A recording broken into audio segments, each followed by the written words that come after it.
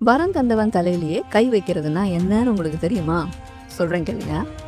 பஸ்மாசுரன்கிற அசுரன் பயங்கரமா ப்ரே பண்ணி சிவனை வர வச்சிருவான்.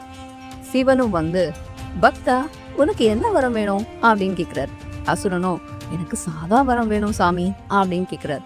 சிவபெருமான், சாதா வரம்லாம் தர முடியாது, வேற ஏதாவது வரம் இருந்தா கேளு. அப்போ யார் தலையில நான் கை வச்சாலும் அவங்க பஸ்மமா போயிடணும்னு கேக்குறான் அசுரன். சிவனும் யோசிக்காம வரத்தை கொடுத்துடுறாரு. அசுரன் சிரிச்சுக்கிட்டே, ஐயனே எனக்கு இந்த வரத்தை டெஸ்ட் பண்ணணும், உங்க தலையிலே கை வைக்கவா அப்படின்னு கையை நின்றான். சிவன் ஓட ஆரம்பிச்சிடுறாரு. பின்னாடியே அசுரனும் ஓடுறான். ஓடிட்டு இருக்கும் போதே சிவபெருமான் காக்கும் கடவுளான விஷ்ணுவை கூப்பிடுறாரு. அப்படி ஓடிட்டு இருக்கும் போதே அசுரன் ரொம்ப ரொம்ப அழகான ஒரு பொண்ணு பாக்குறான்.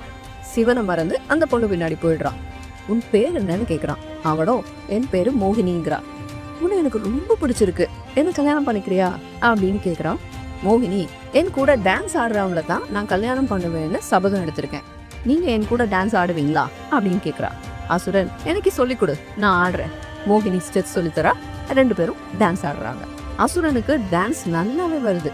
டான்ஸ் ஆடிட்டே இருக்கும் போதே மோகினி ஒரு ஸ்டெப்ல தன்னோட கையை எடுத்து தன் தலையிலே வைக்கிறா.